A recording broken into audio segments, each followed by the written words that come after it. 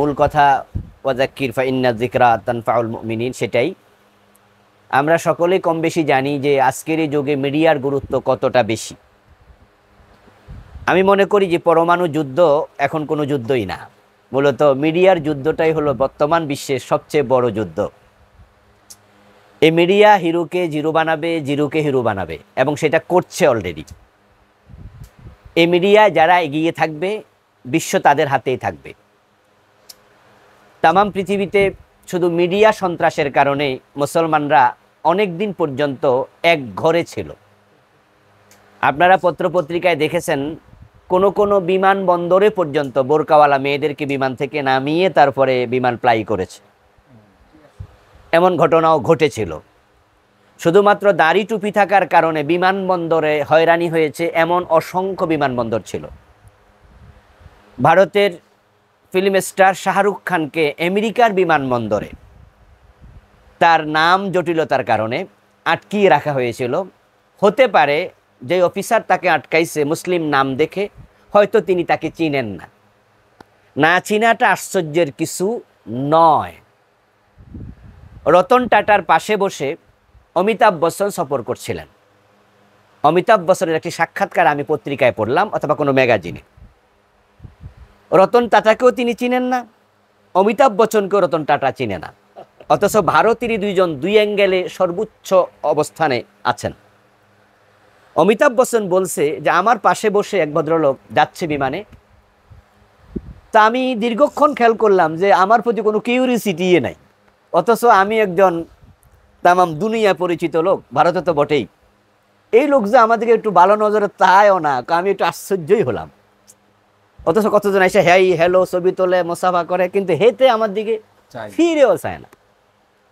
এক পর্যায়ে আমি ওনাকে হাই, উনি আমার দিকে তাকে বললো হ্যালো, কেমন আছেন, একটু কথাবার্তা হলো।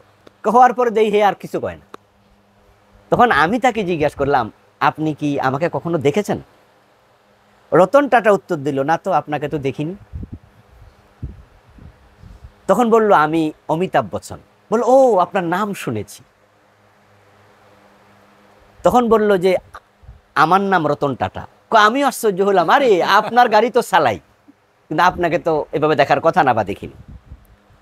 আমি এটা দিয়ে বুঝালাম সকল মানুষ তো সিনেমা দেখে না, সকল মানুষ মিডিয়ায় থাকেও না। হতে পারে শাহরুখ খান নামে একজন লোক আছে আমেরিকার, সে অফিসার জানতোই না, কিন্তু শুধু নাম দেখার কারণে ওনাকে আমেরিকায় ঢুকতে দেবে না। পরবর্তীতে আমেরিকায় ভারতের নিযুক্ত কনসুলার যিনি আছেন তিনি আসলেন, এসে শাহরুখ খানকে ছুটিয়ে নিলেন, ছাড়িয়ে নিলেন। কারণ অপরাধ শুধু মুসলিম নামটা আছে। এর পিছনে CNN, Reuters, BBC, voice America সহ মানে টোটাল জায়নিজম যে মিডিয়া আছে সবটা 9/11-এর পরে তারা বিশ্বব্যাপী ছড়িয়ে দিয়েছে মুসলমান মানেই হলো একজন সন্ত্রাসী। যে ওসামা বিন লাদেনকে কেন্দ্র করে তামাম দুনিয়া আমাদেরকে সন্ত্রাসী বানালো। আচ্ছা, নিরপেক্ষ দৃষ্টিতে যদি আমরা প্রশ্ন করি, ধরে নিলাম ওসামা বিন লাদেনই এই কাজ করিয়েছিল, যদি কিছুক্ষণের জন্য ধরে নেই, আর নিরপেক্ষভাবে প্রশ্ন করা হয়, তাই বলে কি পুরা মুসলিম জাতি দায়ী? একজন নিরপেক্ষ মানুষ বলবে যে না, একজন ব্যক্তির কারণে একটা জাতি দায়ী হতে পারে না।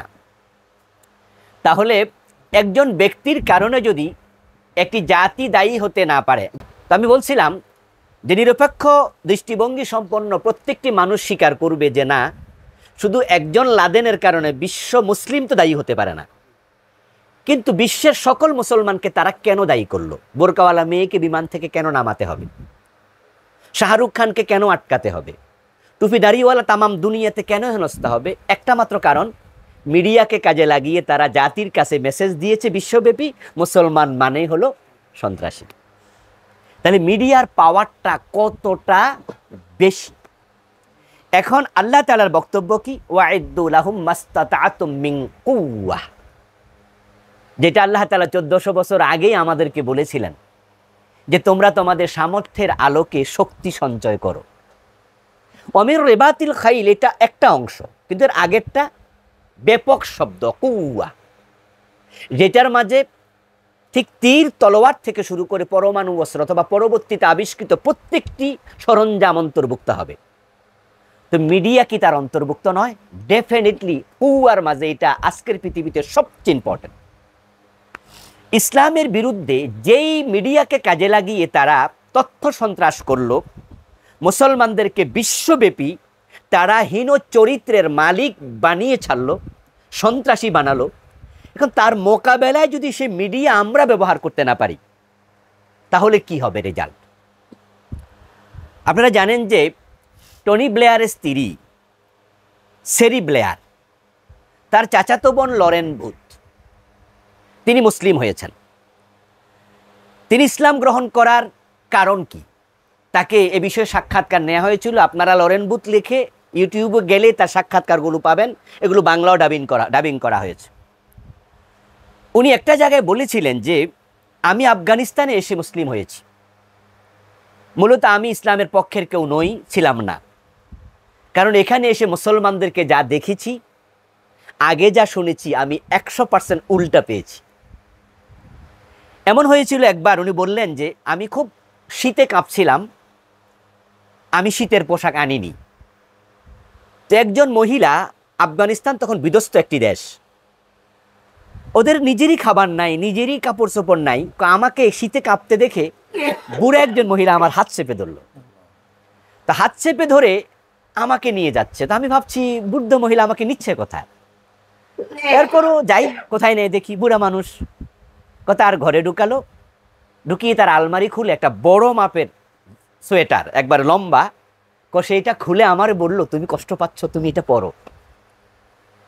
আমার না অন্তরে খুব রেখাপাত হলো, যে মানুষগুলোকে আমাদের কাছে ব্যাডলি উপস্থাপন করা হতো যে মুসলিম মানেই হলো খারাপ, আর আমাকে চিনে না, জানে না, এই বৃদ্ধ মহিলা যার নিজেরই খাবার দাবারের অভাব, সে আমাকে কাপড় দিয়ে দিল। এইভাবে মুসলমানদের চারিত্রিক বৈশিষ্ট্য আমাকে আকৃষ্ট করেছে, আমি মুসলিম হতে আমাকে এগিয়ে দিয়েছে।